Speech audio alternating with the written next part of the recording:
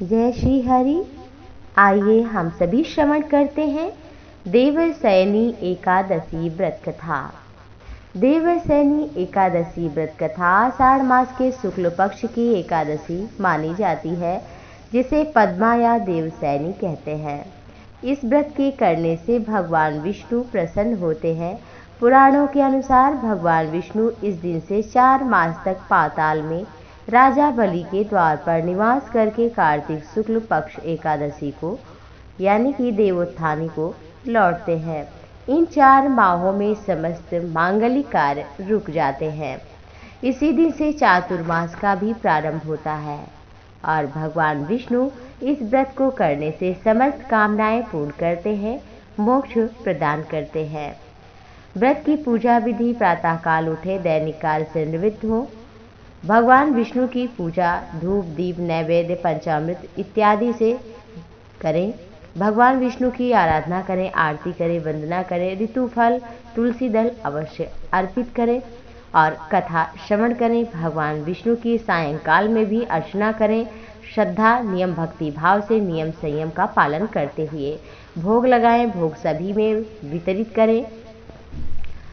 नमक सेंधा खा सकते हैं। तामसी भोजन किसी को भी नहीं खाना चाहिए, ना ही अगर कोई व्रत कर पाए तो उसे चावल नहीं खाना चाहिए और एक समय सात्विक आहार लहसुन प्याज मांस मदिरा इत्यादि का त्याग करते हुए एक समय भोजन करें।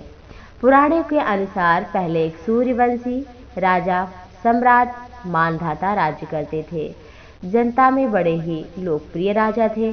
वो सभी प्रकार से समृद्ध और धन धान से परिपूर्ण राज्य उनका था। एक बार की बात है, कई वर्षों तक बारिश नहीं हुई, जिसकी वजह से अकाल हो गया। लोग भूखों मरने लगे। राजा बड़े चिंतित हो गए। चारों तरफ भूखमरी होने लगी। पीने के लिए जल भी नहीं रहा। राजा से ये सब देखा नहीं गया, जंगल की तरफ निकल गए। एक दिन भटकते हुए अंगिरा ऋषि के आश्रम पर जा पहुंचे। ऋषि ने उनकी व्याकुलता और दुख का कारण पूछा। राजा ने दुखी स्वर में ऋषि को सारी बात बताई और उसका निवारण कारण पूछा। अंगिरा ऋषि ने अपनी दिव्य दृष्टि से बताया कि सतयुग में वेदों और पुराणों का अध्ययन करने का अधिकार केवल ब्राह्मणों के पास था, परंतु अब उनके राज्य में एक शूद्र भी वेद का अध्ययन बिना नियम संयम का पालन किए हुए मांस मदिरा का सेवन करके अध्ययन कर रहा है। इस युग की नियति के विरुद्ध जाने की वजह से आपके राज्य में अकाल हो गया है, इसलिए राजन आपको शूद्र का वध करना चाहिए। राजा ने कहा, ऋषिवर मैं कैसे उसकी हत्या कर दूं? तब अंगिरा ऋषि ने कहा, मानधाता को आषाढ़ मास की एकादशी देवसैनी एकादशी के महत्व के बारे में बताया और कहा, ये व्रत करो। राजा ने ऋषि के कथनानुसार श्रद्धा भक्ति विधि विधान से इस एकादशी व्रत को किया और उसके पश्चात राज्य में बारिश हुई। पूरे राज्य में पुनः खुशहाली आ गई और सुख समृद्धिवान समस्त जनता हुई। इस व्रत के प्रभाव को देखकर सभी व्रत करने लगे। हर एकादशी में भगवान विष्णु का पूजन नियम संयम का पालन करते थे। राजा भगवान श्री हरि की प्रतिदिन फिर पूजा करने लगे। आषाढ़ मास की इस एकादशी का बड़ा ही महत्व है। देवसैनी एकादशी भगवान विष्णु को समर्पित है। देवसैनी एकादशी भगवान चातुर्मास में निद्रा में चले जाते हैं।